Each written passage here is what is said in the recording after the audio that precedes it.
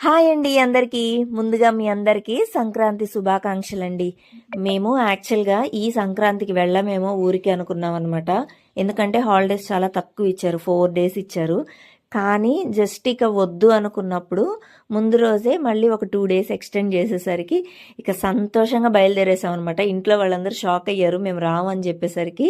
బయలుదేరేసరికి మా అమ్మగారు కూడా చాలా ఎగ్జైటింగ్గా చూసారనమాట. రారని చెప్పారు, వీళ్ళు వచ్చేసారని చెప్పి.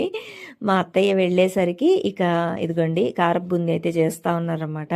హ్యాపీగా ఫీల్ అయ్యారనమాట మేము వెళ్ళేసరికి. ఇక స్వీట్స్ అవన్నీ అయిపోయాయి అప్పటికే.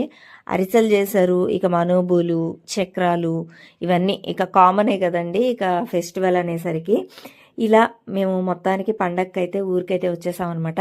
మీరు మీ పండగకి ఏం చేసుకున్నారో చెప్పండి మాకు కూడా ఖచ్చితంగా.